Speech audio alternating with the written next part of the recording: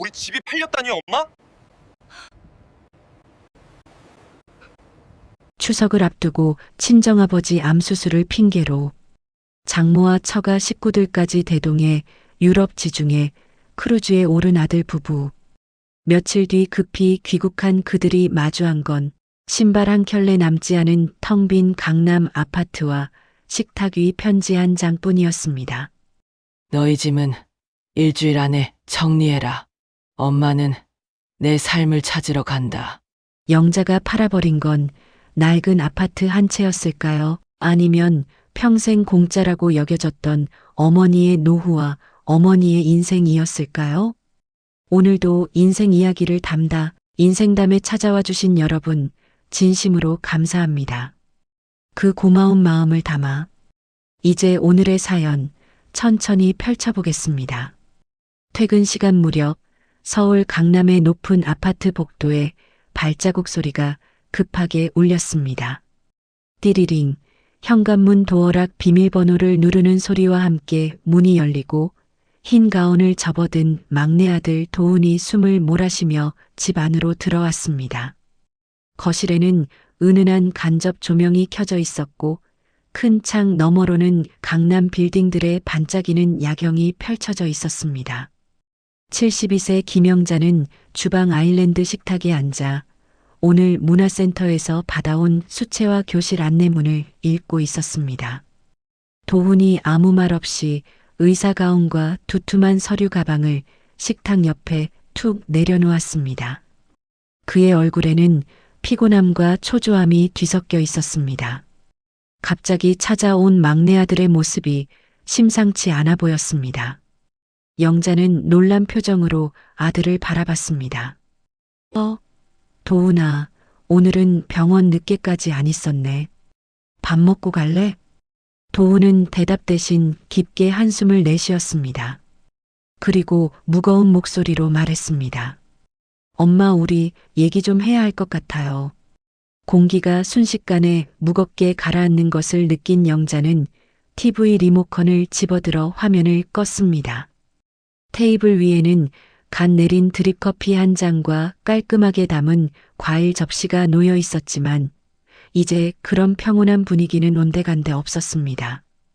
오랜 세월 자식들 뒷바라지만 하느라 정신없이 살았지만 요즘에는 문화센터도 다니고 친구들과 점심도 먹으며 자기만의 시간을 갖기 시작했던 참이었습니다. 그리고 컵받침을 살며시 치우며 아들이 할 말을 기다렸습니다. 왜 그러냐? 혹시 병원에 무슨 일이라도 생겼냐? 도훈은 잠시 머뭇거리며 손가락으로 식탁 모서리를 톡톡 두드렸습니다. 그러다가 결국 무거운 입을 열었습니다. 엄마, 우리 집 전세 계약이 끝났어요. 집주인이 보증금을 크게 올려달라고 하는데 지금 상황으론 감당이 안 돼요. 영자는 잠시 놀란 표정을 지었지만 곧 차분하게 물었습니다. 얼마나 올려달라는데? 도훈은 숨을 크게 들이쉬고는 이어서 상황을 쏟아내기 시작했습니다. 문제는 그것만이 아니에요. 병원 리모델링도 해야 하고 직원 임금도 올라갔고 대출 이자까지 올랐어요. 솔직히 말하면 지금 집이랑 병원을 동시에 유지할 만한 여력이 없어요. 영자는 고개를 조심스럽게 끄덕이며 들었습니다. 막내 아들이 의사가 된 게 자랑스럽긴 했지만 개원이의 현실이 녹록지 않다는 걸 어렴풋이 알고 있었습니다. 그래도 의사인데 너무 무리하지 말고 천천히 해결해보자. 도훈은 고개를 저으며 본론으로 들어갔습니다. 그래서요, 엄마한테 부탁 하나만 하려고 해서요. 영자의 시선이 살짝 굳어졌습니다. 무언가 중요한 말이 나올 것 같은 예감이 들었습니다. 부탁? 엄마 집이 제 병원이랑 가깝잖아요. 차로 10분 거리예요. 당분간만 저희 가족이 여기서 좀 같이 살면 안 될까요? 도훈은 말을 이어갔습니다. 전세 보증금을 빼서 병원 대출도 갚고 리모델링도 하고 그러면 병원이 숨을 좀 쉴 수 있을 것 같아서요. 영자는 잠시 말을 잃었습니다. 이 집은 남편이 남겨준, 그리고 이제 막 혼자만의 노후를 즐기려던 소중한 공간이었기 때문입니다. 벽에 걸린 큰 TV, 얼마 전에 산 전자동 안마의자, 발코니에 정성스럽게 꾸며둔 작은 화분들, 모든 것들이 이제 나도 좀 살아보자 하고 새롭게 꾸민 것들이었습니다. 영자는 조심스럽게 물었습니다. 그럼 너희 전셋집은 어떻게 하려고? 도우는 이미 계산이 끝난 사람처럼 단호하게 말했습니다. 보증금 빼서 병원에 투자해야죠. 요즘 환자들은 인테리어가 조금이라도 낡으면 바로 다른 병원으로 가요. 경쟁이 너무 치열해요. 병원만 제대로 자리 잡으면 나중에 집은 다시 구할 수 있어요. 하지만 지금은 엄마 집 말고는 별다른 대안이 없어요. 영자는 창밖 야경을 잠시 바라봤습니다. 이제야 혼자서 조용히 드라마도 보고 문화센터도 다니고 친구들과 점심도 먹으면서 좀 쉬어볼까 했는데 속마음으로는 아쉬웠지만 막내 아들의 어려운 상황을 외면할 수도 없었습니다. 그때 현관문이 다시 열리는 소리가 들렸습니다. 며느리 서윤과 8살 손녀가 함께 들어왔습니다. 어머니 죄송해요. 병원 들렀다가 이제 왔어요. 서윤은 밝게 웃으며 인사를 건넸습니다. 어머니 댁이 병원이랑 이렇게 가까우니까 진짜 잘 된 것 같아요. 세연이 어린이집만 옮기면 저희도 출퇴근이 훨씬 편해질 것 같거든요. 마치 이미 이 집에 들어와 살기로 정해진 사람처럼 자연스럽게 말하는 서윤의 말투에 영자의 가슴이 묘하게 철렁 내려앉았습니다. 아직 확정된 것도 아닌데 벌써 기정사실처럼 받아들이고 있는 것 같았습니다. 손녀 세연이는 거실을 이리저리 뛰어다니며 소리쳤습니다. 와, 할머니 집 진짜 넓다. 여기 창문에서 보는 경치도 너무 예뻐. 아이의 순진한 반응을 보니 이 집이 얼마나 좋은 집인지 어린아이도 한눈에 알아보는 것 같았습니다. 영자는 천천히 말문을 열었습니다. 그래, 애 키우려면 병원 가까운 게 편하긴 하겠지. 하지만 속으로는 나도 이제 좀 편해지려고 했는데 다시 또 시작이구나라는 생각이 스쳐 지나갔습니다. 그동안 자식들 키우느라 자신의 인생은 늘 뒷전이었는데 이제야 좀 여유를 가져보려 했던 참이었습니다. 도우는 마지막으로 덧붙였습니다. 엄마, 정말 잠깐만이에요. 병원만 좀 자리 잡으면 바로 나갈게요. 진짜 약속드릴게요. 영자는 속으로 생각했습니다. 잠깐만. 애들은 참 쉽게도 하는 말이네. 하지만 입 밖으로는 그런 말을 하지 않았습니다. 서윤도 고개를 끄덕이며 정중하게 말했습니다. 어머니, 저희가 여기 있는 동안은 집안 정리나 청소 같은 건 제가 다 할게요.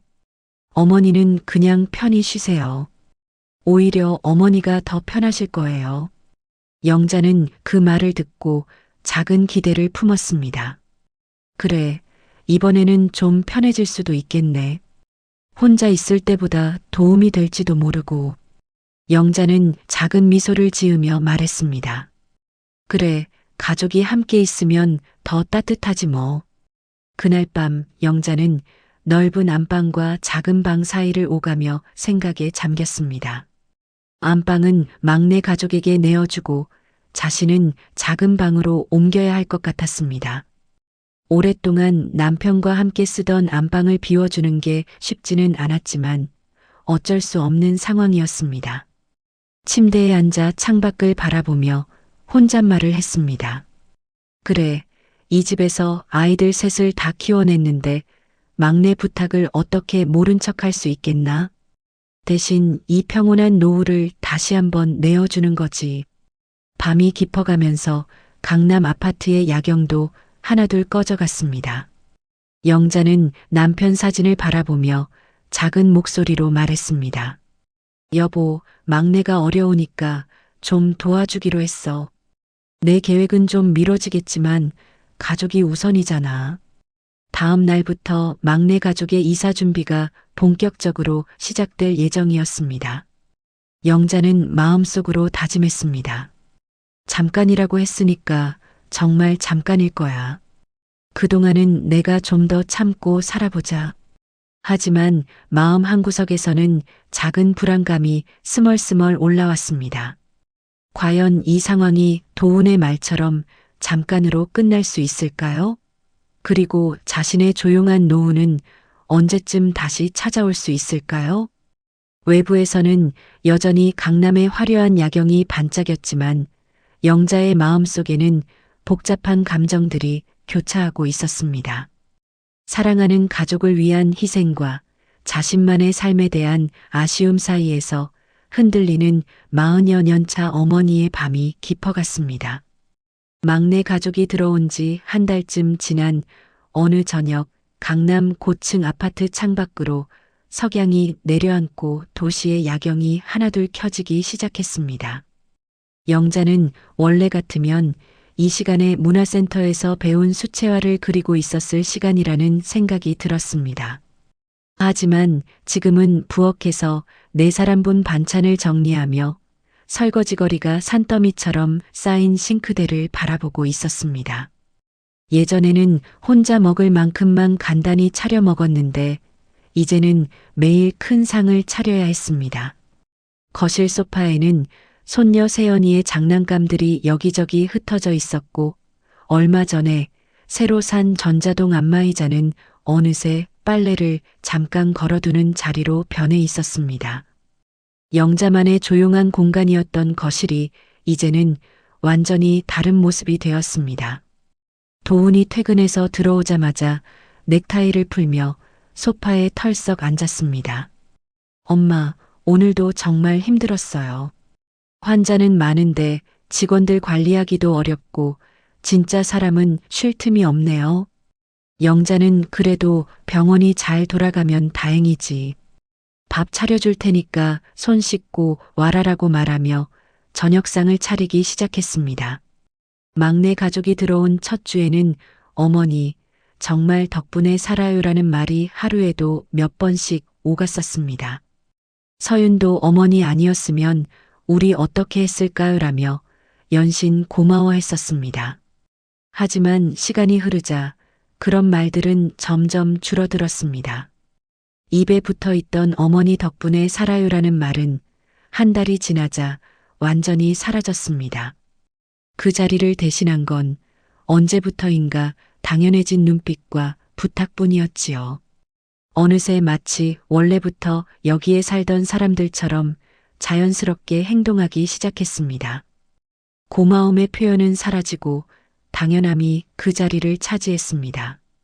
저녁 식탁에 앉자마자 서윤은 휴대폰을 옆에 두고 친정 가족 단톡방 알림을 확인했습니다.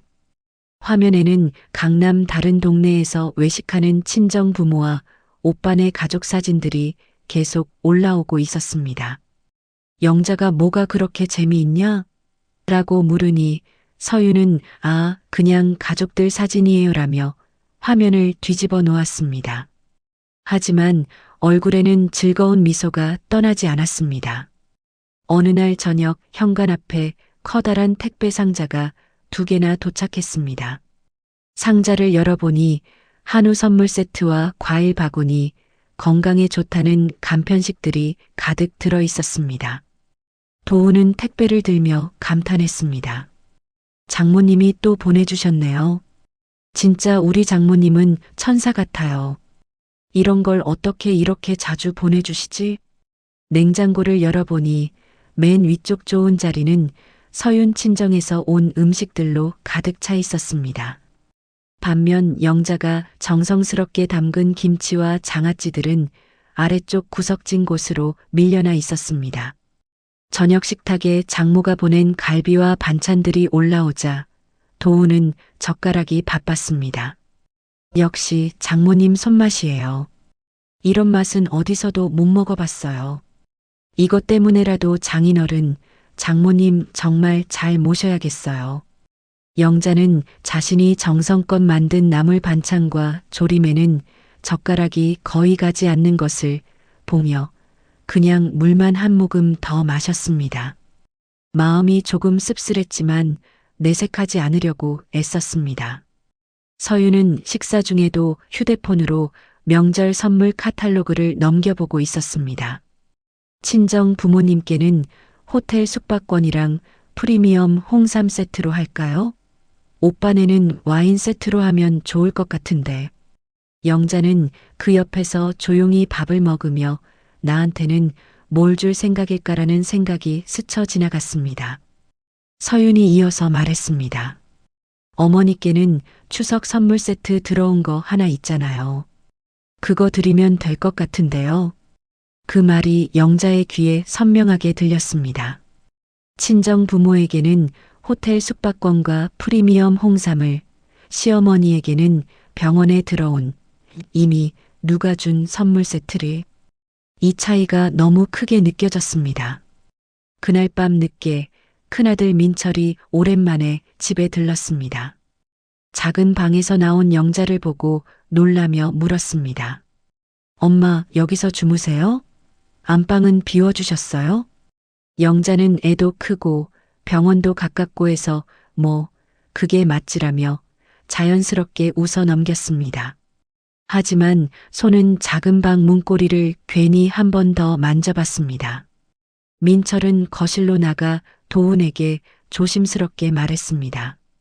그래도 엄마가 평생 쓰시던 안방이었는데 좀 조심해서 모셔야 하는 거 아니야? 도훈은 대수롭지 않다는 듯이 답했습니다. 형, 저희도 지금 여유로운 상황이 아니에요. 엄마 집 아니었으면 병원 문 닫을 뻔했다고요. 엄마도 혼자 계시는 것보다는 저희랑 함께 계시는 게 더 좋으실 거예요. 외롭지도 않으시고요. 민철은 더 이상 말하지 않았지만 표정이 썩 좋아 보이지는 않았습니다. 그날 밤 늦게 영자는 작은 방에 누워 천장을 바라보며 생각에 잠겼습니다. 나도 이제야 좀 쉬어보려고 했는데 내 계획은 항상 제일 마지막이구나. 다음 날 둘째 딸 선영에게서 전화가 왔습니다. 엄마, 막내네랑 같이 살면 그래도 덜 외로우시죠? 영자는 잠시 망설이다가 솔직한 마음을 말하려 했습니다. 외로운 건 덜한데 가끔은 내가 여기 세입자인가 싶을 때가 있다. 하지만 결국 그 말은 속으로만 삼키고 입 밖으로는 다른 말을 했습니다. 그래도 애 웃는 소리 들으니까 좋다. 전화를 끊고 거실로 나오니 서윤이 친정 가족들과 영상 통화를 하며 웃고 있었습니다. 이번 명절에 부모님이랑 어디 좋은 데로 여행 갈까요? 온천도 좋고 제주도도 좋을 것 같은데요. 그 밝은 웃음소리가 영자에게는 점점 자신과는 상관없는 집의 소리처럼 느껴지기 시작했습니다. 이 집에서 가장 소외된 사람이 바로 자신인 것 같은 기분이었습니다. 서유는 영상통화를 하며 집 안 이곳저곳을 보여주고 있었습니다. 엄마, 여기 거실 봐요. 진짜 넓죠? 야경도 이렇게 예쁘고요.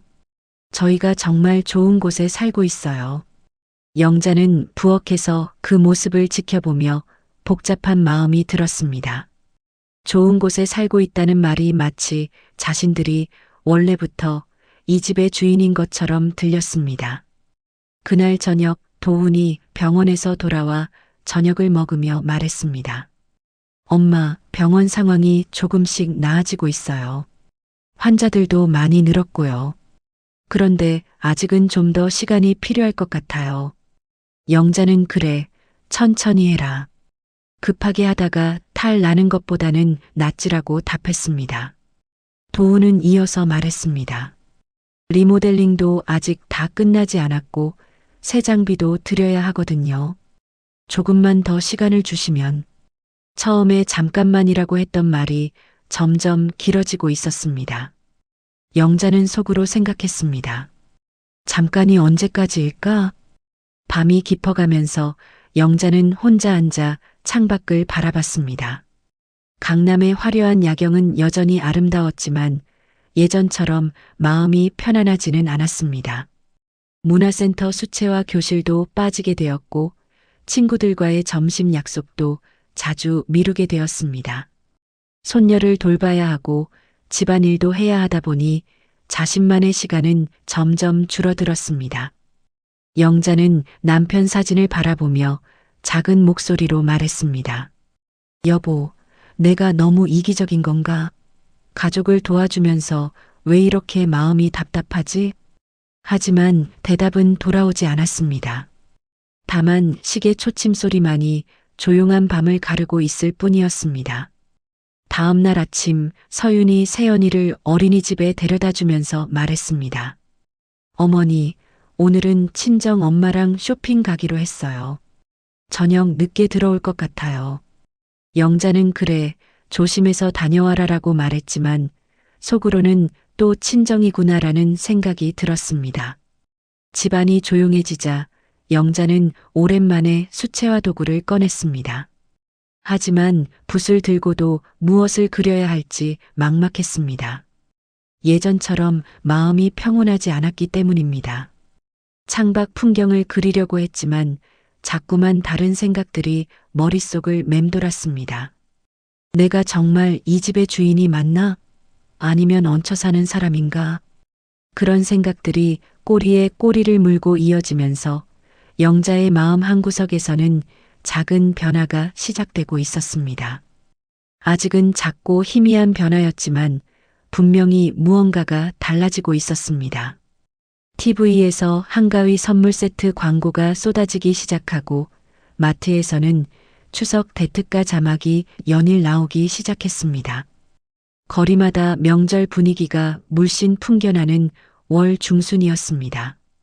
영자는 다이어리 한 페이지를 펼쳐 제사 준비 리스트를 차근차근 적어 내려갔습니다. 소고기, 탕국용 뼈, 나물거리, 동태, 전 부칠 재료, 대추, 밤, 사과, 배를 적다가 잠시 손을 멈췄습니다. 참석 인원수를 머릿속으로 세어봤습니다. 큰아들 민철네 가족, 둘째 딸 선영네, 그리고 이제 함께 살고 있는 막내 도훈네까지. 올해는 정말 오랜만에 온 가족이 모이는 명절이 될 것 같았습니다.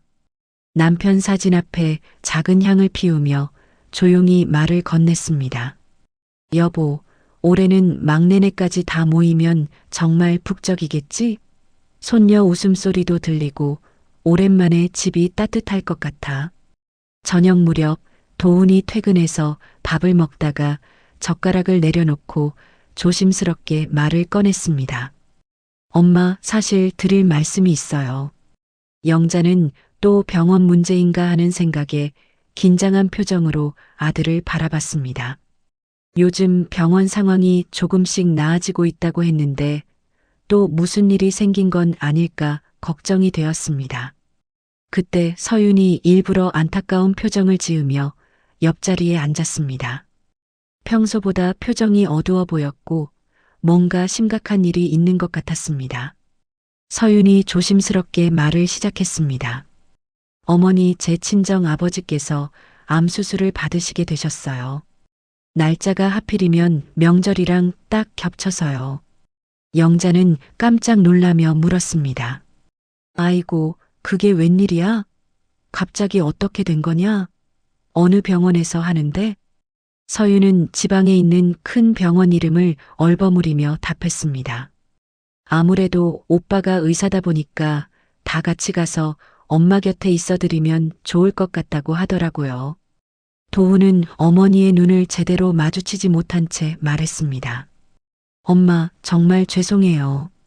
올해는 저희가 제사를 제대로 못 도와드릴 것 같아요. 영자는 즉시 이해한다는 표정을 지으며 말했습니다. 아픈 사람이 먼저지, 뭘.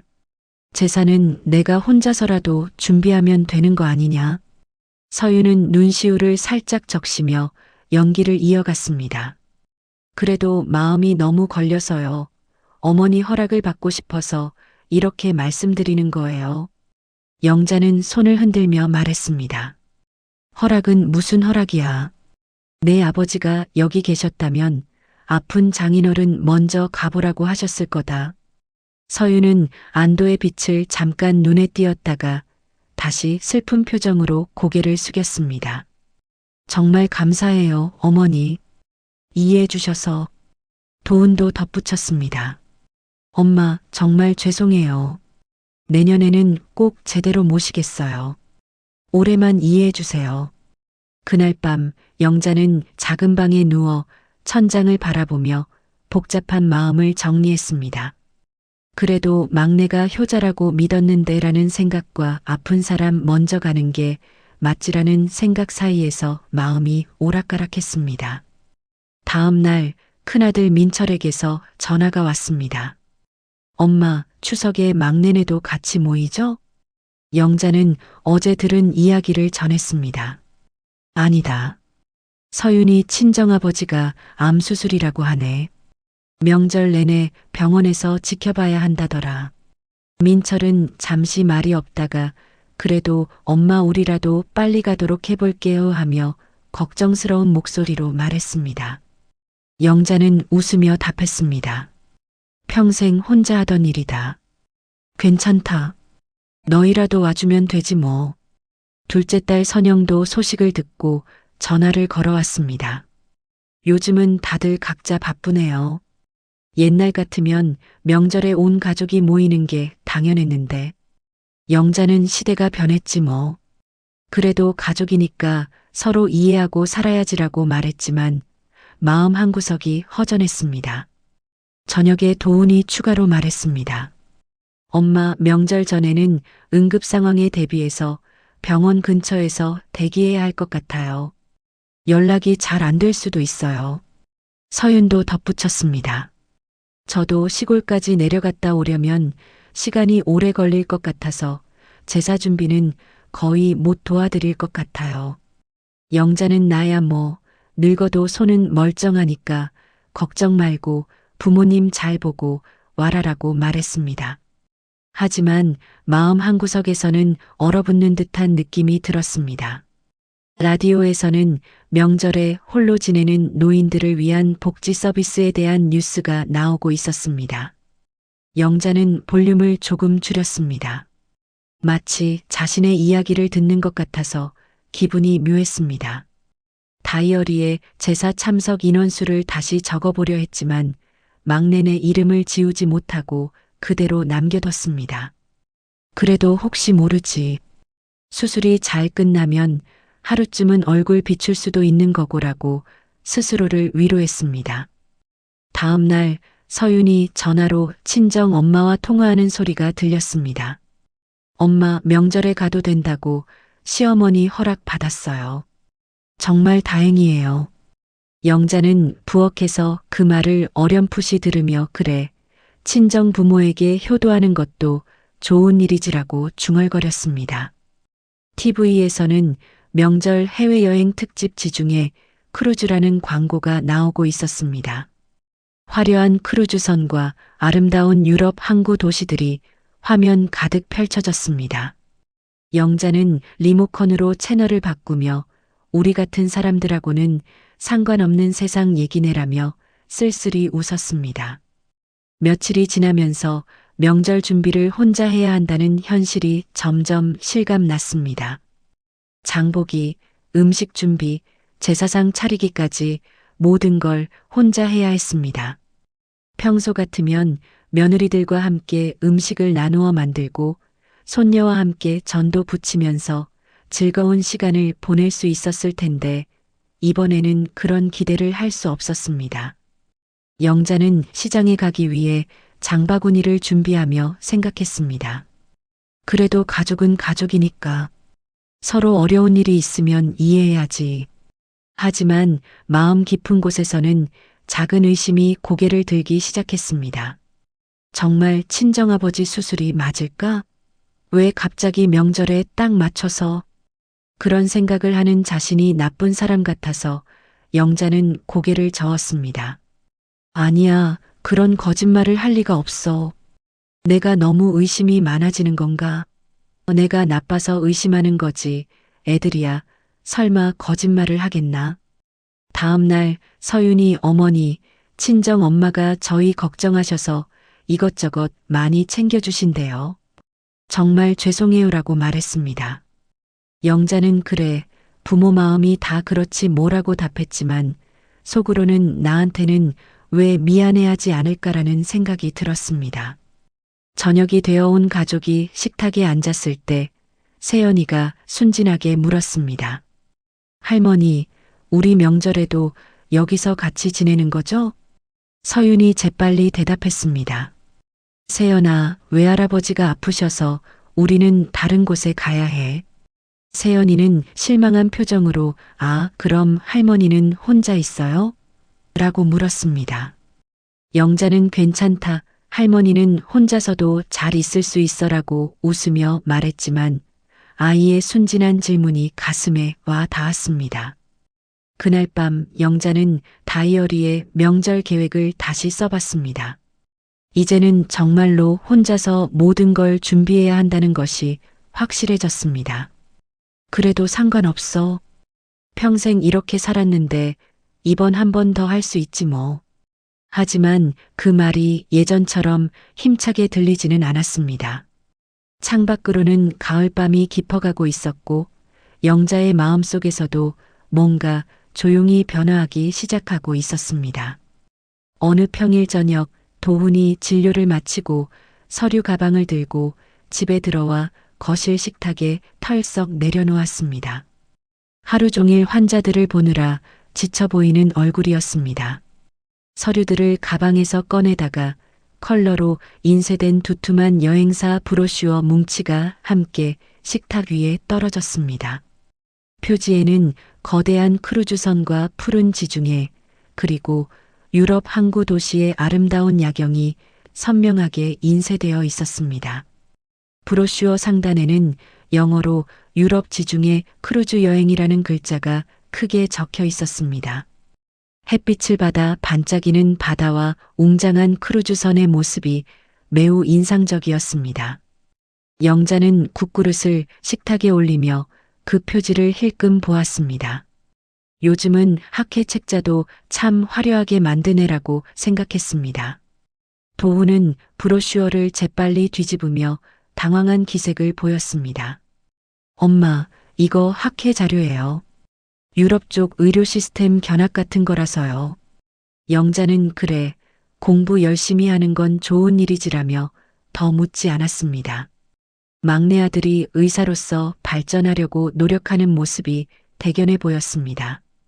저녁을 먹고 설거지를 마친 서윤이 식탁으로 돌아와 브로슈어를 조심스럽게 펼쳐봤습니다. 안쪽 페이지들에는 형광펜으로 줄이 그어진 문구들이 여러 곳에 있었습니다. 추석 연휴 한정 지중해 7일 크루즈 패키지라는 문구가 특히 눈에 띄었습니다. 일정표에는 바르셀로나 출발 마르세유 나폴리 로마 산토리니 바르셀로나 귀향 코스가 자세히 표시되어 있었습니다. 페이지 구석에는 볼펜으로 장모, 장인 포함 5명, 발코니 객실, 어린이 수영장이라는 메모가 적혀 있었습니다. 분명히 가족여행을 계획하고 있다는 증거였습니다. 서윤은 속으로 생각했습니다. 와, 정말 영화에서만 보던 크루즈네. 드디어 우리도 이런 데 타는구나. 그때 작은 방에서 나온 영자가 물을 마시려고 식탁 근처로 다가왔습니다. 서윤은 재빨리 브로슈어를 접어 다른 서류 밑에 숨기며 화제를 돌렸습니다. 어머니, 드라마 안 보세요? 지금 그 며느리 나오는 거 재방송하던데요. 영자는 의아한 눈빛을 잠시 보냈다가 별말 없이 TV 앞으로 돌아갔습니다. 다음 날 아침 도훈이 출근 준비를 하다가 실수로 브로슈어와 함께 인쇄된 크루즈 일정표 한 장을 바닥에 떨어뜨렸습니다. 작은 방에서 나오던 영자가 바닥에 떨어진 종이를 주워 펼쳐봤습니다. 종이 상단에는 바르셀로나 로마 산토리니아이라는 글자가 크게 적혀 있었습니다. 영자는 그 낯선 지명들을 보며 중얼거렸습니다. 어디지? 참 먼 곳 이름들이네. 아래쪽에는 지중해 7일, 전 일정 크루즈 탑승, 가족 동반 가능이라는 문구가 한글로 인쇄되어 있었습니다. 그 순간 도훈이 다급하게 다가와 종이를 가로챘습니다. 아, 그거 학회 일정표예요. 유럽 쪽 학회가 지중해에서 열린다고 하더라고요. 영자는 요즘은 학회도 참 좋은 곳에서 하네. 배도 타고 공부도 하고라며 농담처럼 말했습니다. 점심 무렵 둘째 딸 선영에게서 전화가 왔습니다. 엄마, 막내네 추석에 못 온다며? 친정아버지 수술이라고 했다면서요? 영자는 응, 뭐 그런다고 하네. 나야 그냥 믿는 수밖에 뭐라고 답했습니다. 전화를 끊고 나서 식탁을 정리하다가 여행사 로고가 찍힌 작은 영수증 조각을 발견했습니다. 영수증에는 유럽 지중해 크루즈 예약금이라는 항목과 상당히 큰 금액이 적혀 있었습니다. 영자는 눈을 찌푸리며 그 금액을 다시 한번 확인했습니다.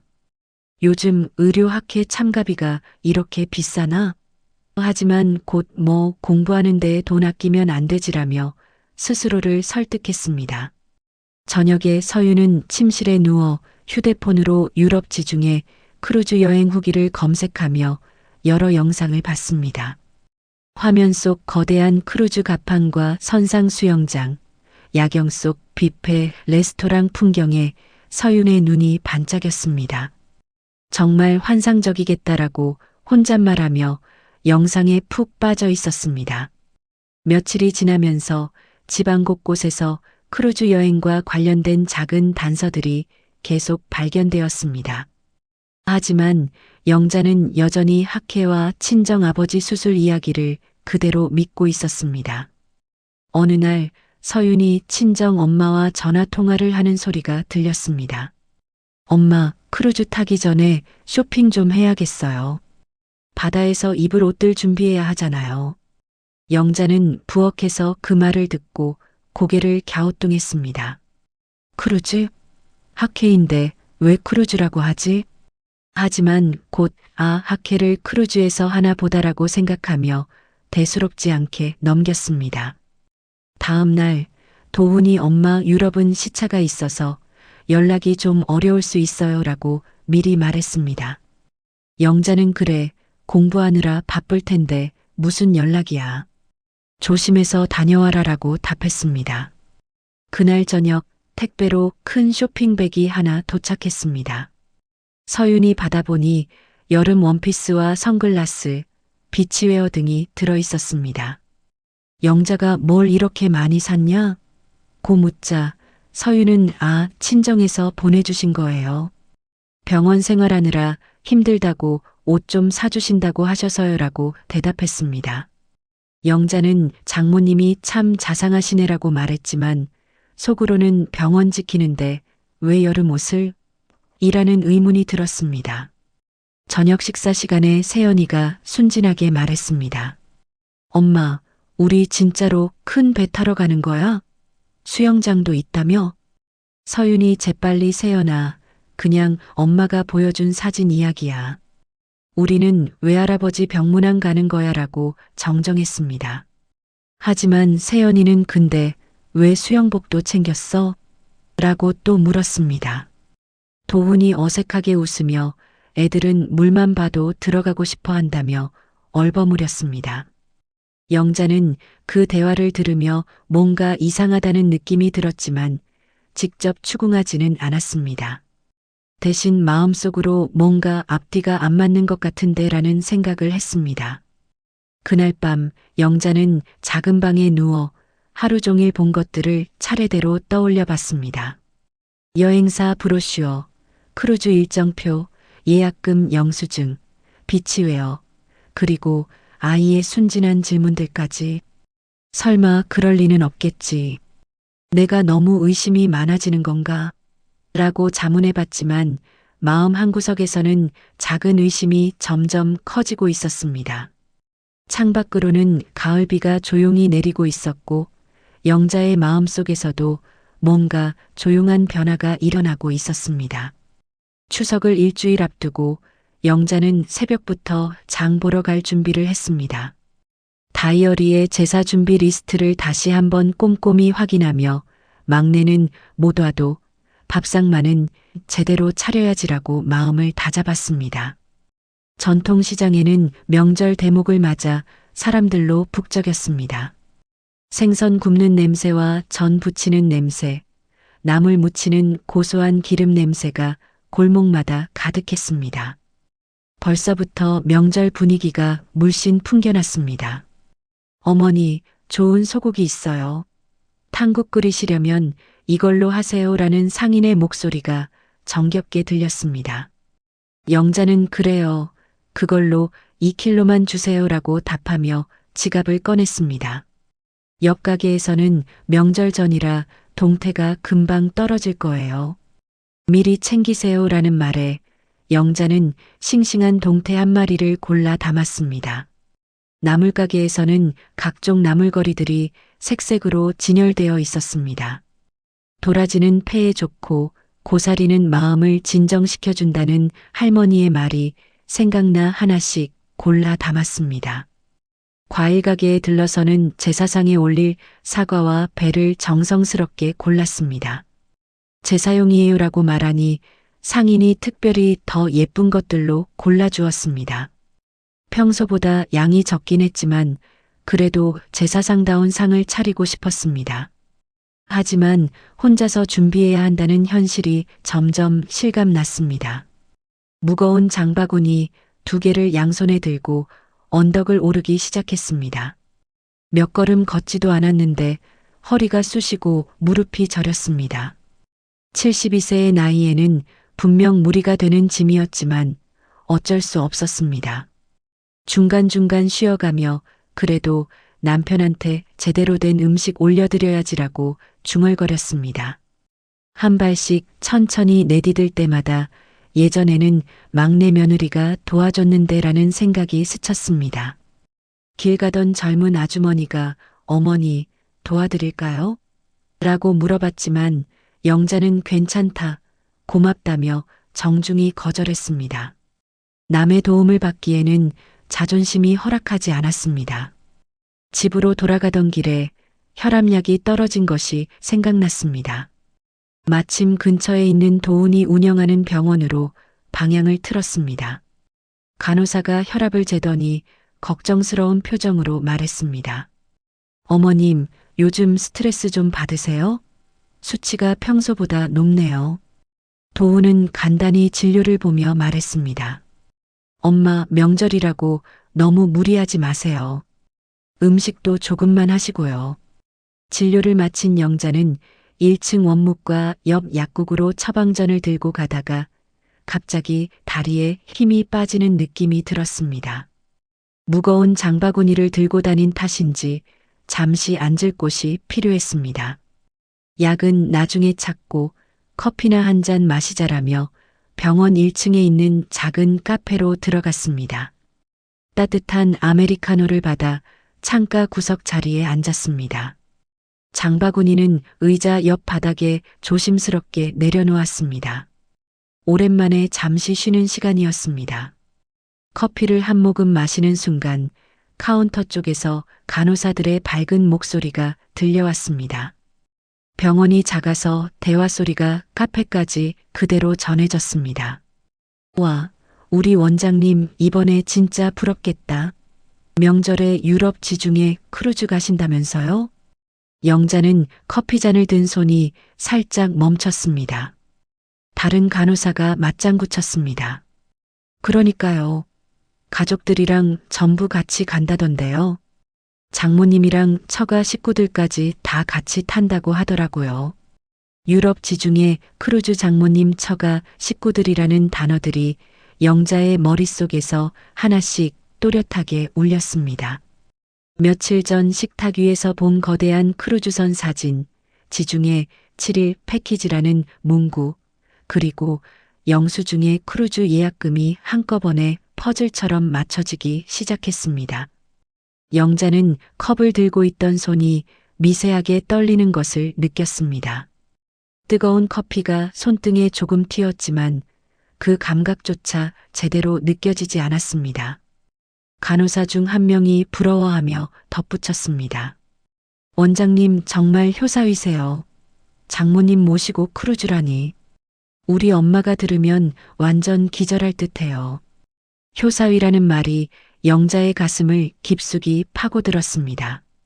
친정 부모에게는 크루즈 여행을 선물하면서 시어머니에게는 친정아버지 수술이라고 거짓말을 한 것이었습니다.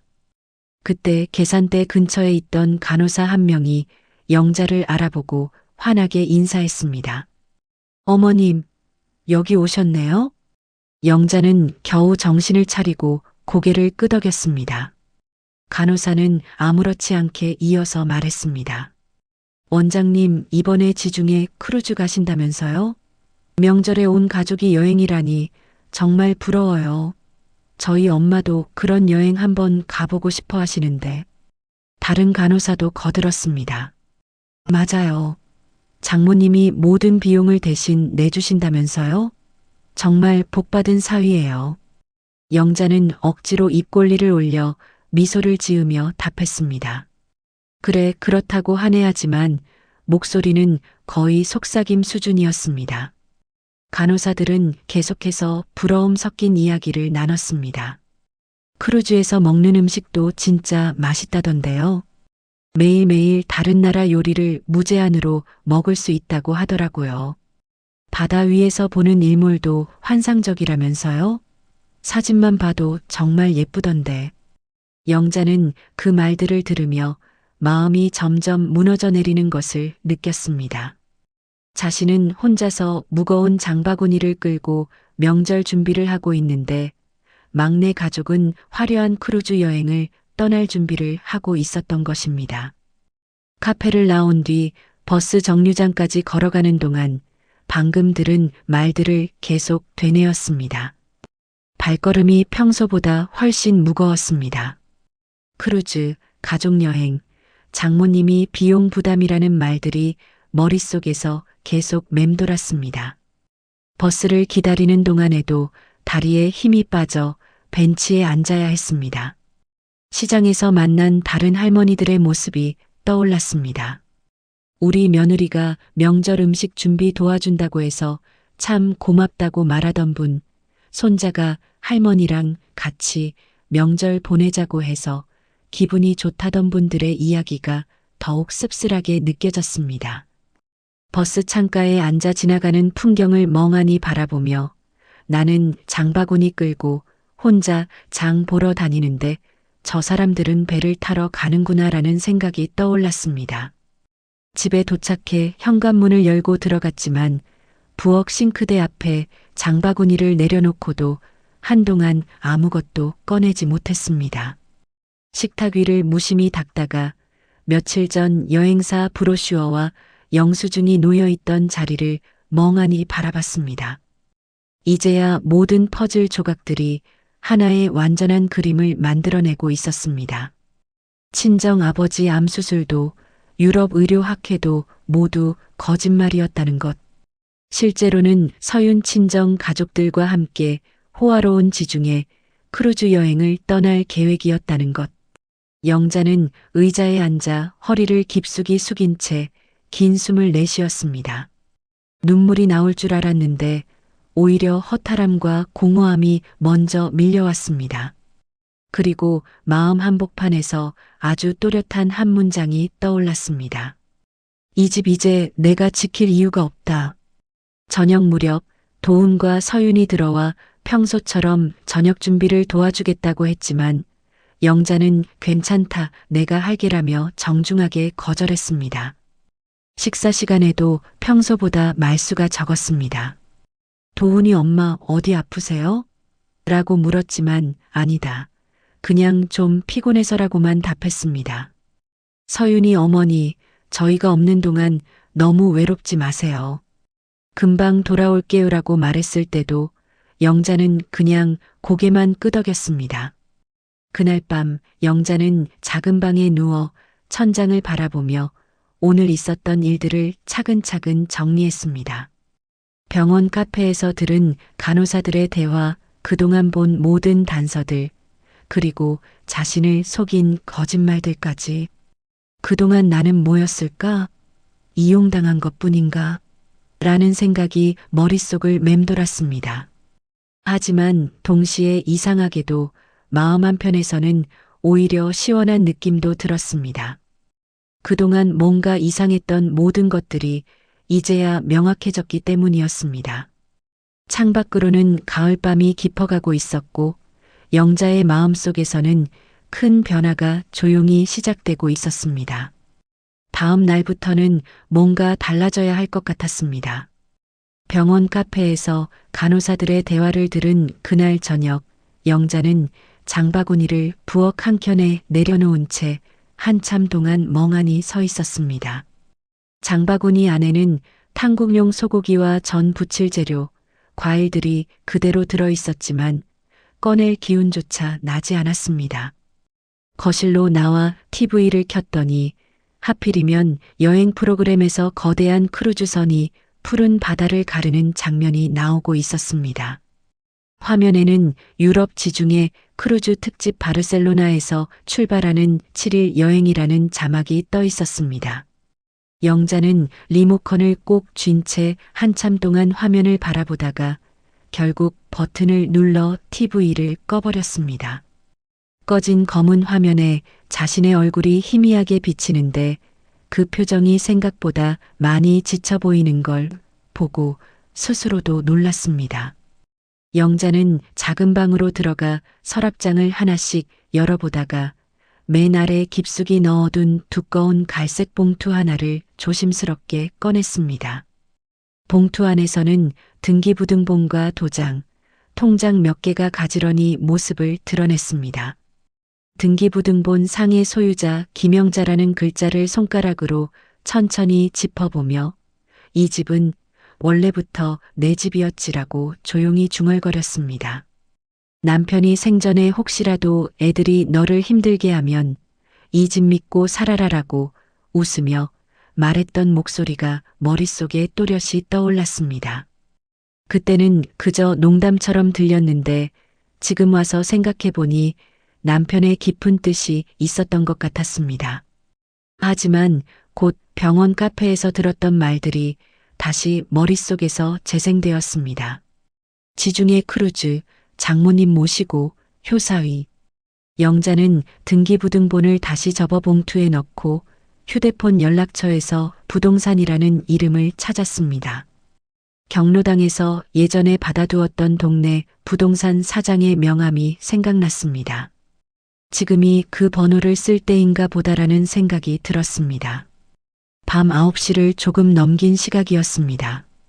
이 시간에 전화하는 게 실례가 아닐까 하는 생각이 잠깐 지나갔지만 이내 결심을 굳히고 전화를 걸었습니다.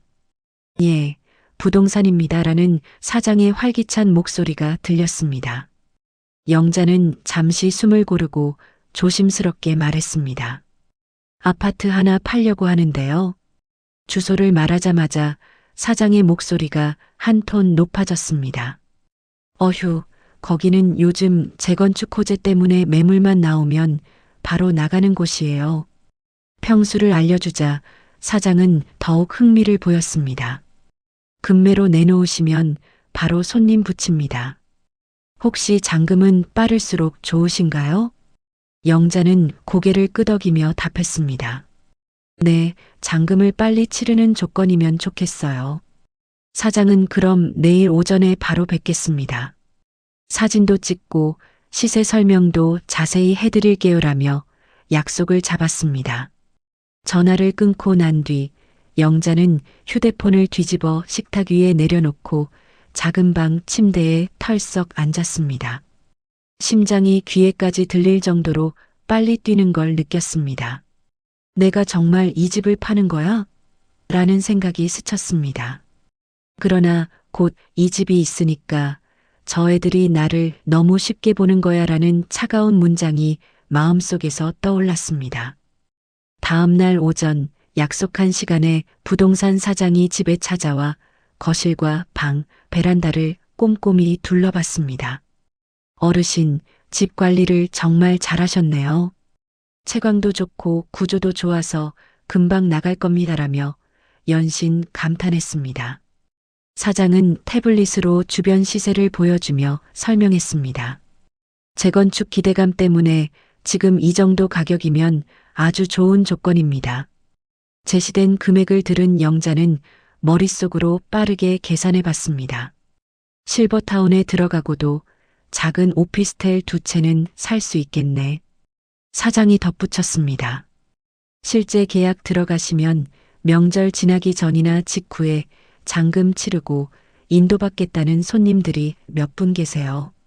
영자는 담담하게 말했습니다. 저도 명절 지나기 전에는 이 집을 비울 생각이에요. 아들네가 집에 없을 때가 나을 것 같거든요. 사장은 잠시 눈치를 보다가 그럼 제가 급하게 손님 찾아보겠습니다. 어르신 결정하시면 언제든 연락 주세요라고 말하고 돌아갔습니다. 그날 저녁 다시 전화가 걸려왔습니다. 어르신, 어제 말씀드린 금액보다 조금 더 주겠다는 분이 계십니다. 대신 잔금을 빨리 치르고 싶어 하세요. 영자는 잠깐 창밖을 바라봤습니다. 강남 빌딩들의 야경이 여전히 반짝이고 있었지만 어제와는 전혀 다른 풍경처럼 느껴졌습니다. 그래요. 그렇게 하죠. 금매로 내놓겠습니다. 다음 날 부동산 사장과 매수 희망자가 집에 와서 계약서를 작성했습니다. 영자는 조심스럽게 도장을 찍었습니다. 도장이 종이에 찍히는 툭 하는 소리가 유난히 크게 들리면서 동시에 가슴 한쪽이 시원하게 비워지는 느낌도 함께 들었습니다. 계약서를 봉투에 넣어 건네받으면서 사장은 어르신, 이제 편하게 사세요. 이 돈이면 어디 가셔도 부족함 없을 겁니다라고 말했습니다. 그날 밤 영자는 작은 방에서 혼자 누워 천장을 보며 아주 작은 목소리로 중얼거렸습니다. 이제 나도 내 인생을 좀 살아봐야겠다. 며칠이 지나고 드디어 막내 가족이 떠나는 날 아침이 찾아왔습니다. 현관 앞에는 커다란 캐리어 4~5개와 기내용 가방, 목베개, 여권 지갑 등이 줄지어 놓여 있었습니다. 서윤은 편안한 여행복 차림으로 들뜬 목소리로 점검을 했습니다. 여보, 환전한 유로는 이 가방에 있고 크루즈 탑승권은 내가 챙겼어. 손녀 세연이는 작은 캐리어를 직접 끌며 거실을 쉴 새 없이 왔다 갔다 했습니다. 아빠, 우리 진짜 그 큰 배 타는 거야? 수영장도 있다며? 장모는 전날 미리 와서 잤고 인천공항 라운지 들어가려면 너무 늦으면 안 된다며 택시 시간까지 재촉했습니다. 도우는 운동화 끈을 묶으며 영자에게 말했습니다. 엄마, 장인어른 수술 일정이랑 겹쳐서 이번 명절은 거기서 보내야 할 것 같아요. 영자는 이미 모든 진실을 알고 있었지만 그 말에 대놓고 거짓이라고 지적하지 않았습니다. 그래, 아픈 사람 곁에 있어주는 게 효도지라고만 답했습니다. 서윤은 미안한 표정 반, 들뜬 표정 반으로 말했습니다. 어머니, 돌아와서 인사 제대로 드릴게요. 이번엔 정말 어쩔 수 없었어요. 영자는 그래, 몸이나 상하지 말고. 세연이 잘 챙기고라고 짧게 말하며 눈빛으로 손녀를 한 번 더 바라봤습니다. 엘리베이터 앞까지 따라 나가자 캐리어 바퀴 소리와 웃음소리가 복도에 울렸습니다. 장모가 마지막으로 어머님도 다음에 꼭 같이 가요. 이번엔 저희 친정 일정이라라고 말했지만 영자는 웃음 비슷한 표정만 지을 뿐 대답을 길게 하지 않았습니다.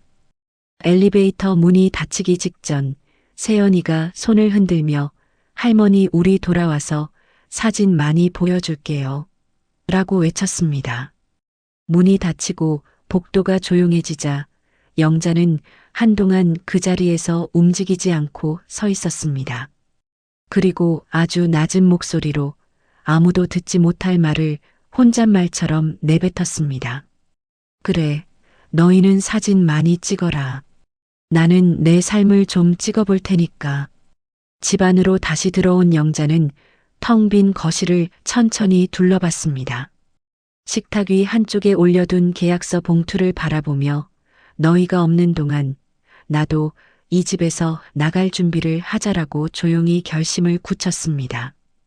그날 오후 집안은 오랜만에 완전히 고요해졌습니다. 영자는 비로소 실제로 집을 떠날 구체적인 계획을 세우기 시작했습니다. 이제 더 이상 눈치를 볼 필요도 누구에게 양해를 구할 필요도 없었습니다. 집 매매 계약을 마친 지 며칠 뒤 막내 가족이 유럽으로 떠난 조용한 집에서 영자는 작은 캐리어 하나를 꺼내 방 한가운데 놓았습니다.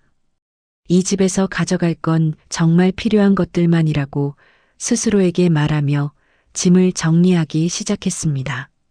옷장 문을 열어 옷들을 하나씩 꺼내봤지만 절반 이상은 이건 이제 안 입겠다 하며 과감히 분리했습니다. 새로운 삶에는 새로운 옷들이 어울릴 것 같았습니다. 남편의 와이셔츠 여러 벌 중에서 가장 깨끗한 한 벌만 골라 정성스럽게 접어 캐리어 안쪽 깊숙한 곳에 넣었습니다. 여보, 이것만은 가져갈게라고 작은 목소리로 중얼거렸습니다. 서랍을 정리하다가 도훈이 어렸을 때 그려준 엄마 사랑해요라는 그림이 나왔습니다. 크레용으로 삐뚤빼뚤 그린 엄마와 아들의 모습이 그려져 있었습니다. 영자는 손가락으로 그 글씨를 천천히 쓸어봤습니다. 잠시 망설이다가 그 그림을 캐리어에 넣지 않고 조용히 원래 서랍 안쪽 깊숙이 되돌려 두었습니다. 이젠 마음으로만 기억하자라는 말과 함께 손이 조금씩 덜 떨리기 시작했습니다. 영자는 큰아들 민철에게 전화를 걸었습니다. 아들 엄마야. 민철은 놀란 목소리로 답했습니다. 엄마, 무슨 일이세요? 목소리가 좀 이상한데. 영자는 한참 머뭇거리다가 조심스럽게 말했습니다. 엄마 집을 팔았다. 한동안만 너네 집에서 지내면 안 될까? 민철은 깜짝 놀라면서도 곧 대답했습니다. 엄마, 당연하죠. 방 비워둘게요. 언제든지 오세요. 그런데 갑자기 왜요? 영자는 나중에 자세히 얘기할게라고만 말했습니다. 둘째 딸 선영에게도 간단히 연락을 했습니다. 엄마, 이제 너희들 중 누구의 집에도 얹혀 살 생각은 없다. 나도 내 길을 찾아보려고 한다. 선영은 엄마 무슨 일이에요? 막내네가 뭔가 했나요? 라고 걱정스럽게 물었지만 영자는 아니다. 그냥 내가 결정한 일이야 라고만 답했습니다. 민철은 영자와 함께 실버타운 몇 곳을 알아보기로 했습니다. 다음 주에 함께 둘러볼 약속도 잡았습니다. 또한 부동산 사장과 상의해서 강남의 작은 오피스텔 2채를 매입하기로 계획을 세웠습니다. 월세 받아서 생활하면서 실버타운에서 편안히 지내는 거야라고 영자는 마음속으로 정리했습니다. 이사 하루 전날 집안의 가구와 가전 대부분은 매수자에게 넘기기로 했습니다. 영자는 정말 작은 물건들만 정리했습니다. 평생 모은 살림살이들을 정리하는 일은 생각보다 쉽지 않았습니다. 텅 빈 안방과 거실을 둘러보며 영자는 그래도 여기서 참 잘 살았다라는 말을 속으로 여러 번 되뇌었습니다. 좋은 추억도 많았고 아픈 추억도 있었지만 모든 것이 인생의 한 부분이었습니다. 마지막 밤 영자는 작은 방이 아닌 안방에 이불 하나만 깔고 누워 천장을 바라봤습니다. 오랜만에 안방에서 자는 밤이었습니다. 여보, 나 내일 나간다. 걱정하지 말고 어디서든 잘 살아볼게라고 남편 사진을 향해 속삭였습니다. 다음 날 아침 예약한 택시 시간이 다가오자 영자는 작은 캐리어와 보자기 하나만 현관문 앞에 세워뒀습니다. 50여 년을 산 집을 떠나는 짐이 이게 전부였습니다. 식탁 위에는 흰 봉투 하나와 함께 손편지 한 장을 올려뒀습니다. 편지에는 간단하지만 분명한 메시지가 적혀 있었습니다. 너희 짐은 일주일 안에 정리해서 나가라. 엄마는 내 삶을 찾으러 간다. 서로의 짐이 되지 말자. 현관문을 나서기 전 영자는 벽에 걸린 가족 사진들을 한 장씩 눈으로 훑어봤습니다. 어린 시절 아이들의 해맑은 얼굴, 남편과 함께 웃고 있던 젊은 시절의 자신, 온 가족이 모인 명절 사진들이 짧게 영화처럼 스쳐 지나갔습니다. 고마웠다.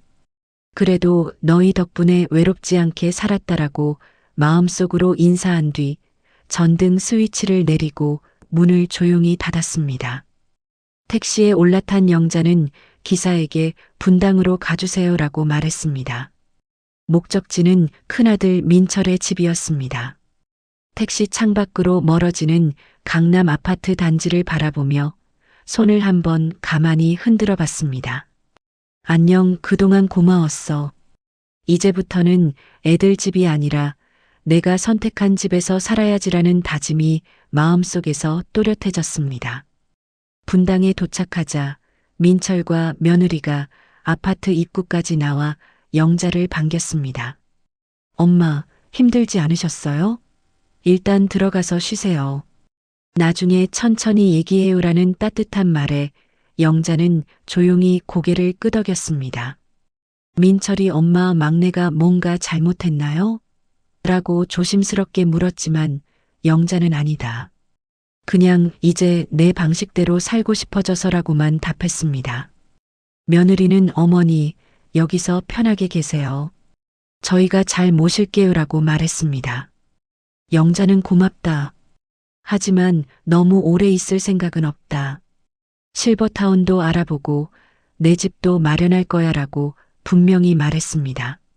그날 저녁 민철은 엄마 막내한테는 연락 안 하세요? 라고 물었습니다. 영자는 걔가 여행에서 돌아오면 알아서 연락할 거다라고 담담하게 답했습니다. 며칠 뒤 영자와 민철은 함께 실버타운 몇 곳을 둘러봤습니다. 깨끗하고 관리가 잘 된 곳을 선택해서 입주 신청을 했습니다. 여기서 새로운 친구들도 만들고 조용히 내 시간을 보내는 거야라고 영자는 생각했습니다. 부동산을 통해 강남 근교의 작은 오피스텔 2채도 계약했습니다. 임대 수입으로 생활비를 충당할 수 있을 정도의 안정적인 수익이 예상되었습니다. 이제 누구에게 눈치 보지 않고 내가 하고 싶은 대로 살 수 있겠다라고 영자는 마음속으로 다짐했습니다. 민철은 엄마 그래도 가족인데 막내가 돌아오면 한번 만나보시는 게 어떨까요? 라고 제안했습니다. 영자는 잠시 생각하더니 말했습니다. 만나야지. 하지만 예전처럼은 아니야. 이제는 서로 거리를 두고 만나는 거지. 그렇게 영자의 조용한 이사가 마무리되었습니다. 동시에 저 멀리 유럽에서는 도훈 가족이 아직도 진실을 모른 채 크루즈 여행을 즐기고 있었습니다. 하지만 그들이 돌아올 때는 모든 것이 달라져 있을 것이었습니다. 같은 시각 유럽의 한 항구 도시에서 도훈 가족은 서윤 친정 부모, 처제네와 함께 공항에 도착했습니다. 가이드를 따라 버스를 타고 항구로 이동하자 멀리서 거대한 크루즈선이 웅장한 모습을 드러냈습니다. 하얀 선체와 수많은 객실 창문들, 갑판 위의 수영장과 워터슬라이드가 한눈에 들어왔습니다. 지중해의 푸른 바다를 배경으로 선 크루즈선은 마치 거대한 해상 도시 같았습니다. 서윤은 흥분을 감추지 못하며 말했습니다. 여보, 우리 정말 여기까지 왔어. TV에서만 보던 크루즈를. 손녀 세연이는 두 눈을 반짝이며 물었습니다. 아빠, 우리 저 큰 배 타? 수영장도 정말 있어? 장모는 만족스러운 표정으로 도훈의 어깨를 두드렸습니다. 우리 사위 아니었으면 이런데 언제 와보겠니? 고맙다, 도훈아. 도훈은 겸손하게 답했습니다. 장모님 덕분이죠. 여행사 상담부터 모든 계획까지 다 챙겨주셨잖아요. 탑승 수속을 마치고 크루즈에 올라서자 선내 로비의 화려한 샹들리에와 대리석 바닥이 모든 사람들을 압도했습니다. 마치 고급 호텔 로비에 들어선 것 같은 착각이 들었습니다. 로비 한쪽에서는 웰컴 드링크 서비스가 진행되고 있었고 직원들이 밝은 미소로 승객들을 맞이했습니다. 서윤 친정 가족들은 정말 영화 같다며 연신 감탄했습니다. 발코니가 딸린 객실에 짐을 정리하고 밖으로 나가자 유럽 항구 도시의 아름다운 풍경과 끝없이 펼쳐진 바다가 한눈에 들어왔습니다. 객실 안에는 킹사이즈 침대와 소파, 미니바까지 갖춰져 있어 마치 특급 호텔 같았습니다. 처제는 언니, 우리 진짜 부자 됐네. 라며 웃었고 장인은 사위 덕분에 평생 못 해볼 경험을 하는구나라며 도훈의 어깨를 두드렸습니다.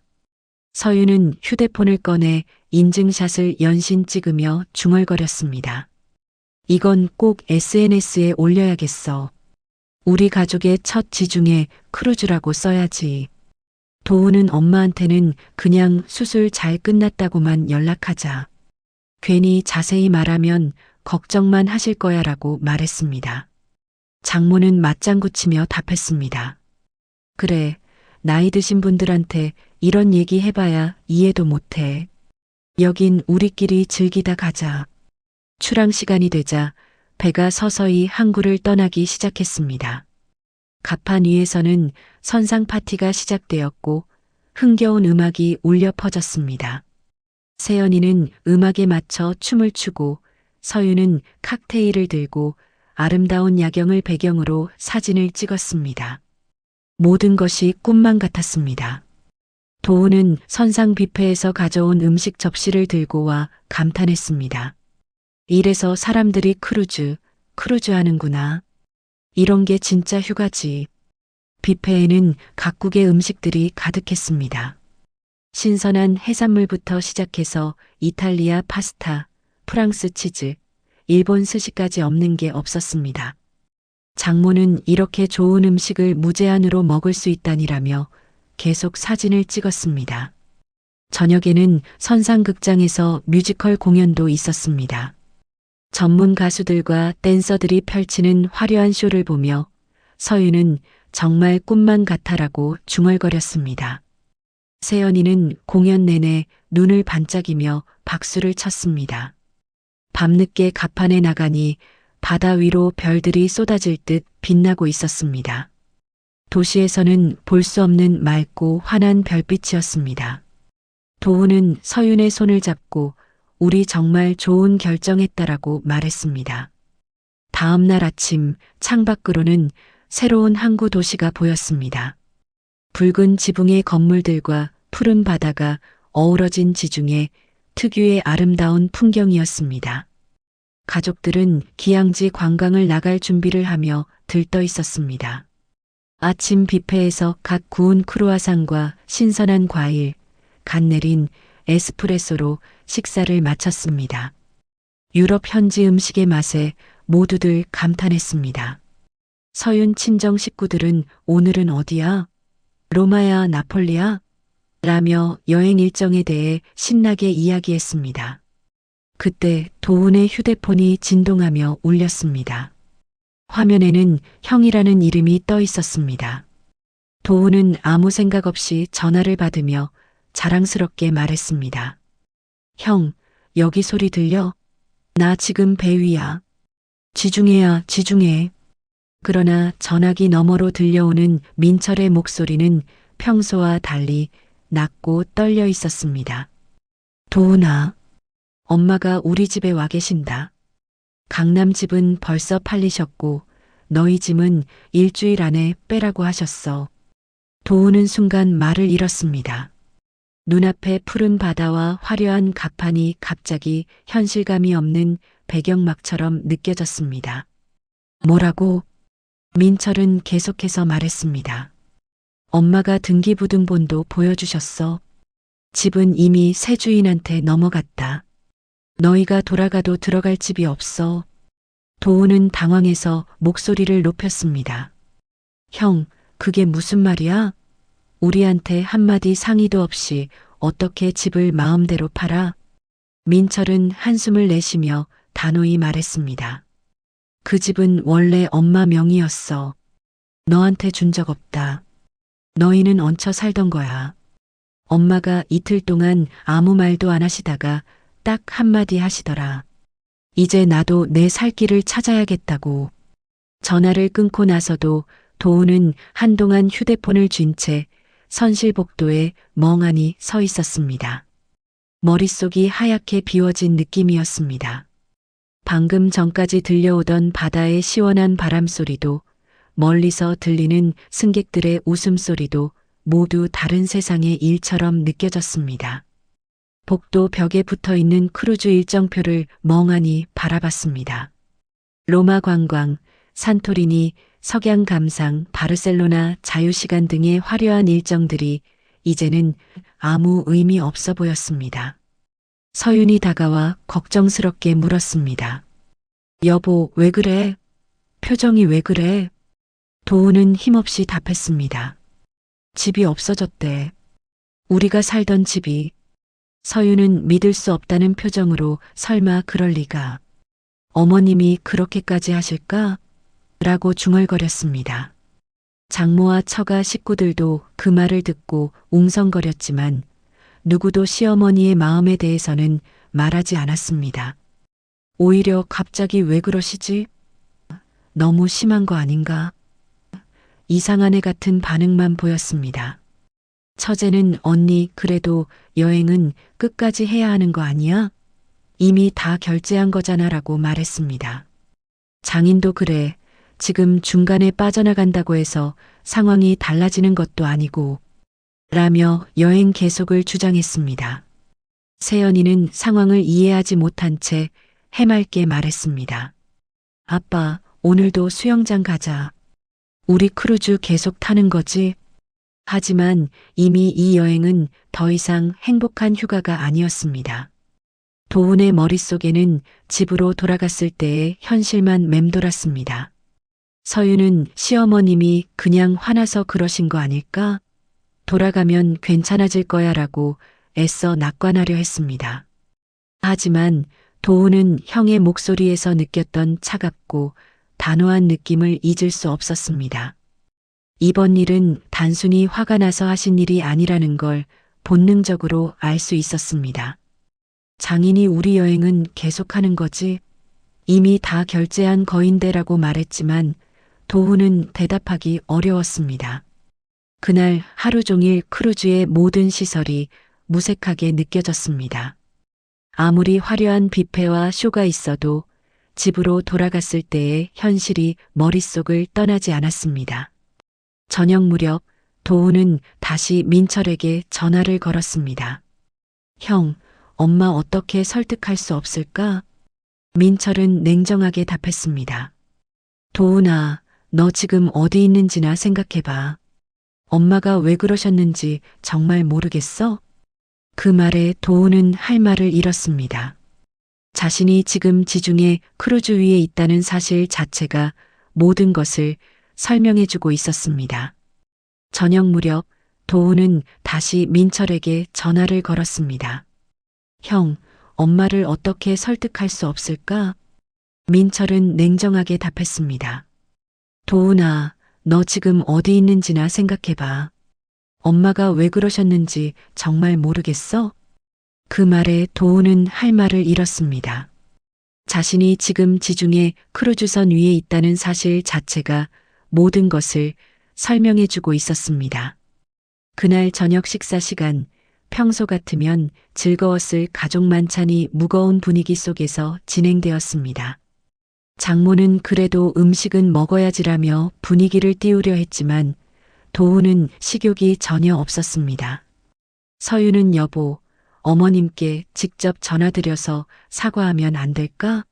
라고 제안했지만 도훈은 지금 연락이 안 되라고만 답했습니다. 세연이만 상황을 모른 채 아빠, 내일은 어디가? 수영장도 또 갈 수 있어? 라며 천진난만하게 물었습니다. 그 모습을 보니 도훈의 마음이 더욱 무거워졌습니다. 그날 밤 도훈은 발코니에 나가 지중해의 고요한 야경을 바라봤습니다. 달빛이 바다를 은빛으로 물들이고 있었지만 그 아름다운 풍경이 전혀 마음에 와닿지 않았습니다. 엄마가 혼자서 명절 준비를 하셨을 때 나는 여기 있었구나 라는 생각이 머릿속을 떠나지 않았습니다. 밤이 깊어가면서 크루즈선은 계속해서 다음 항구를 향해 나아갔지만 도훈 가족의 마음은 점점 더 무거워져만 갔습니다. 화려한 크루즈의 모든 것들이 이제는 자신들의 거짓말과 이기심을 드러내는 증거처럼 느껴졌습니다. 급히 귀국편을 끄는 도훈 가족은 새벽 첫 비행기로 인천공항에 도착했습니다. 시차와 피로가 겹쳐 모두 지쳐 있었지만 누구도 제대로 잠을 자지 못했습니다. 공항버스를 타고 강남으로 향하는 동안 서윤은 애써 희망적인 말을 했습니다. 어머님이 그냥 화가 나서 그러신 거 아닐까. 아직 집에 계실 수도 있을 거야. 도훈은 휴대폰으로 엄마에게 전화를 수십 통이나 걸었지만 전원이 꺼져 있거나 통화 권역에 있지 않습니다라는 안내만 계속 반복되었습니다. 민철에게 전화를 걸어보니 이번에는 받지 않았고 오늘 집으로 오든가라는 짧은 문자 메시지만 도착했습니다. 버스 창밖으로 강남의 익숙한 빌딩들이 보이기 시작하자 세 사람의 숨소리가 조금씩 거칠어졌습니다. 며칠 전까지만 해도 화려한 크루즈선에서 바라보던 지중해와는 너무나 다른 현실이었습니다. 택시를 갈아타고 아파트 단지에 도착해서 익숙한 동 앞에 섰습니다. 도훈은 떨리는 손으로 비밀번호를 눌렀습니다. 다행히 번호는 그대로였고 문은 쉽게 열렸습니다. 하지만 현관에 들어서는 순간 세 사람은 그 자리에서 얼어붙었습니다. 집은 이상하리만큼 비어 있었습니다. 장식장, 소파, TV, 벽에 걸려있던 가족 사진들까지 모두 사라져 있었다.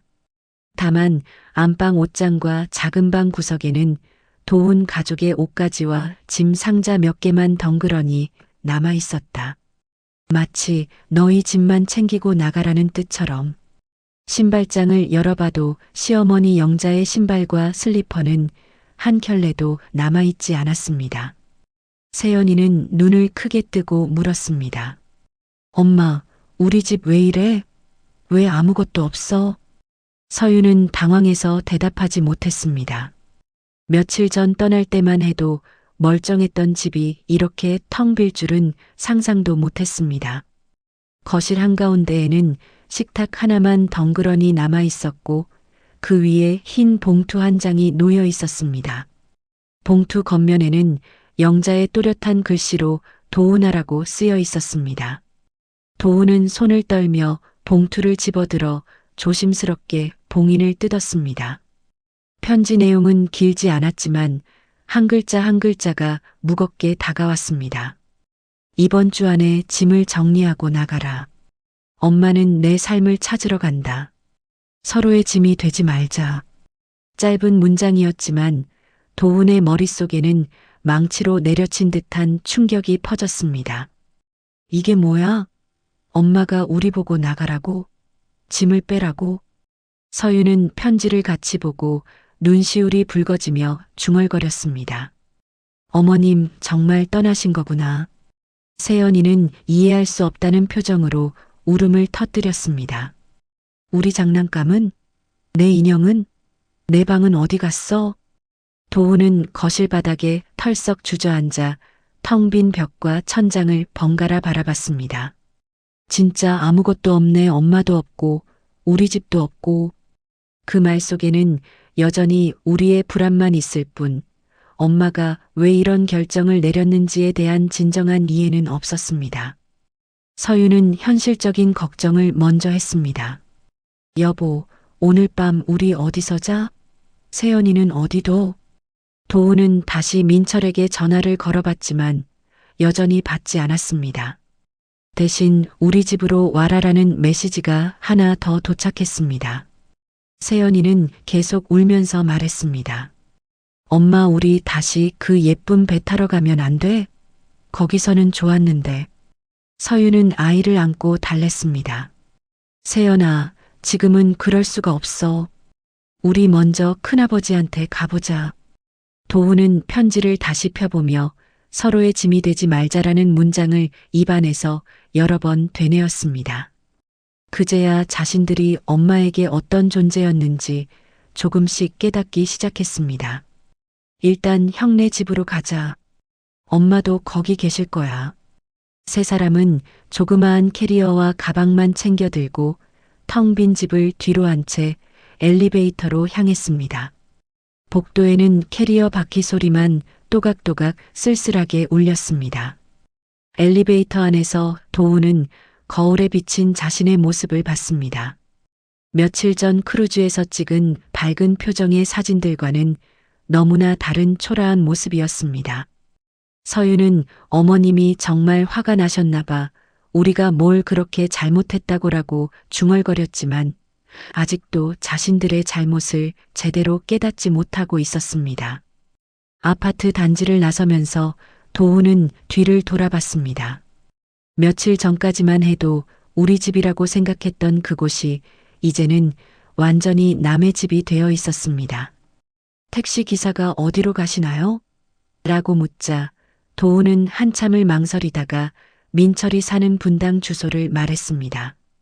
택시가 출발하면서 강남 아파트 단지가 점점 멀어졌습니다.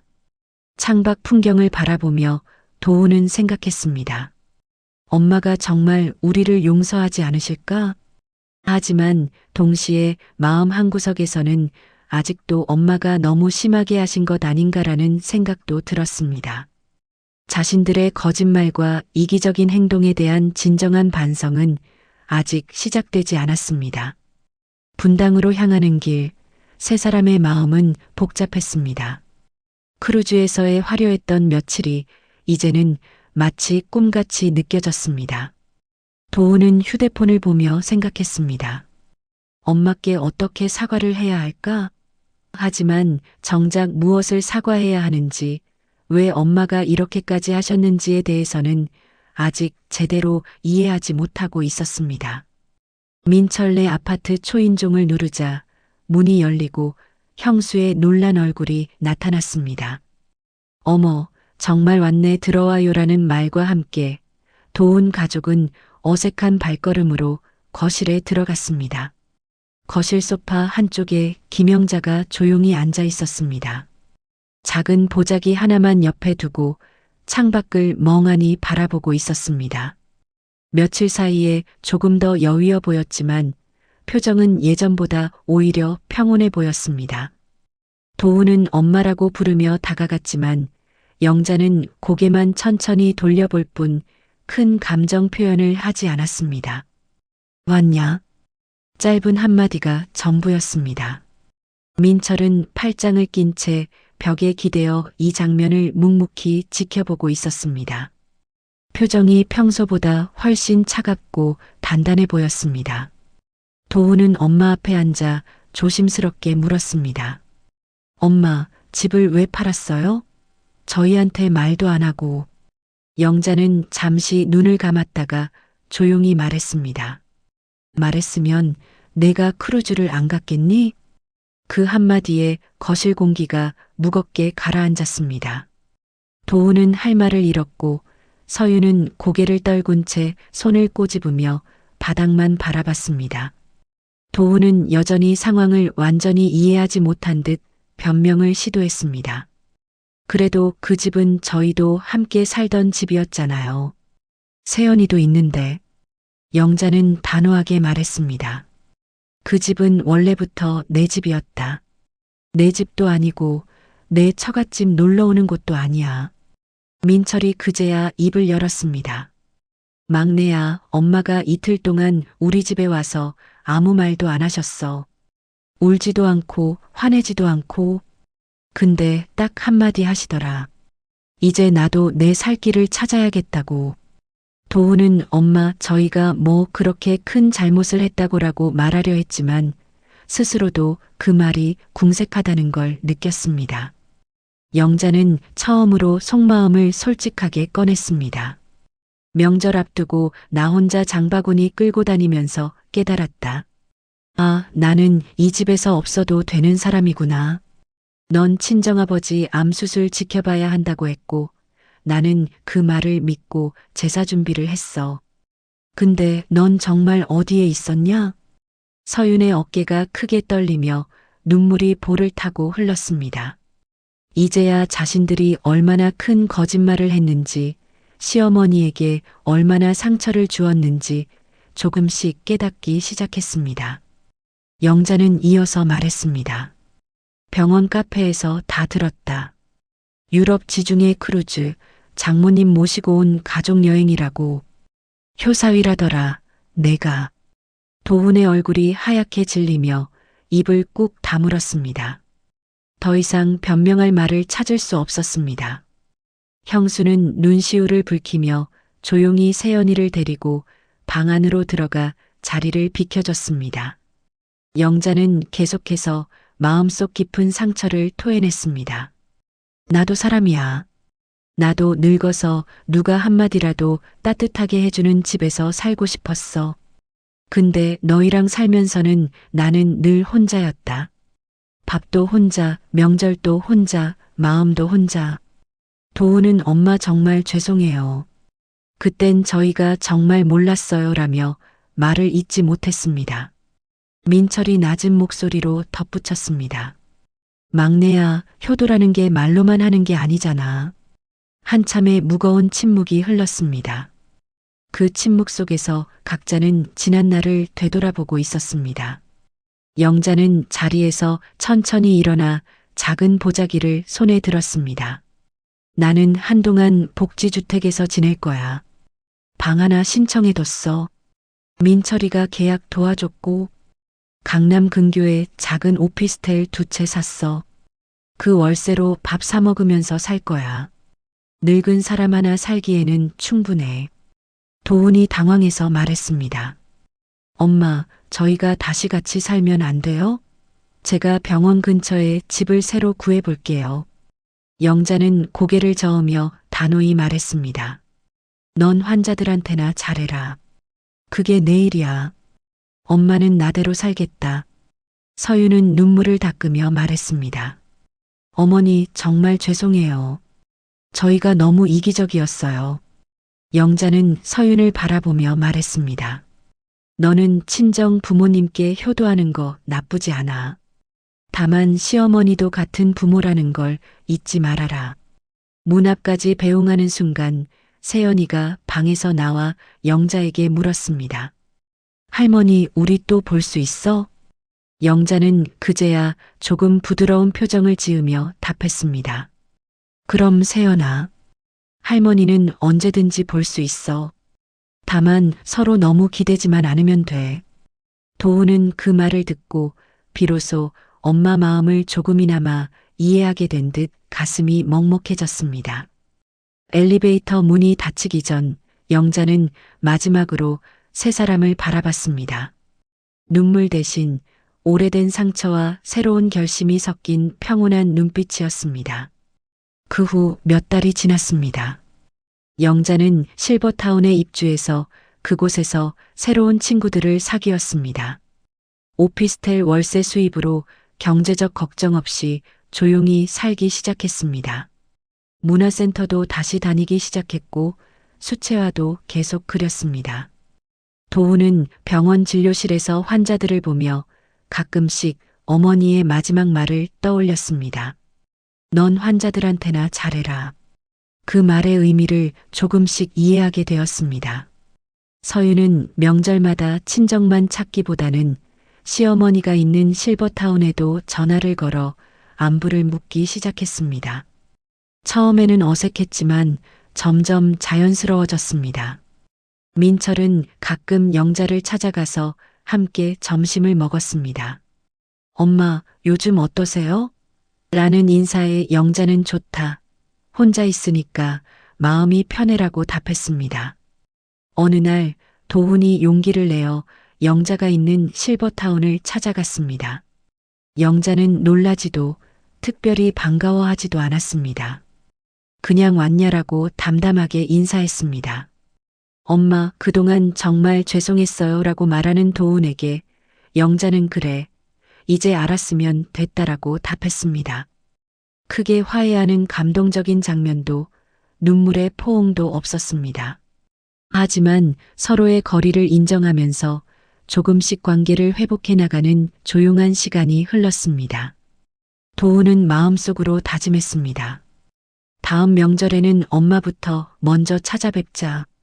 누구도 예전으로 완전히 돌아가진 못했지만 각자는 서로를 조금 덜 이용하고 조금 더 존중하는 법을 배우고 있었다. 그렇게 이야기는 각자 자기 자리에서 조금씩 성장하고 조금씩 책임을 배우게 되는 결말로 조용히 막을 내렸습니다. 오늘의 이야기, 여러분께 어떤 마음으로 닿았을까요? 혹시 전하고 싶은 생각이나 나누고 싶은 감정이 있다면 댓글에 편하게 남겨주세요. 여러분의 한마디가 또 다른 위로가 되니까요. 그리고 이 따뜻한 사연이 누군가의 하루에도 작은 빛이 되었으면 좋겠습니다. 살짝 공유해 주신다면 그 마음이 또 다른 좋은 인연을 불러올 거예요. 오늘도 함께 해주셔서 참 고맙습니다. 인생 이야기를 담다 인생담이었습니다.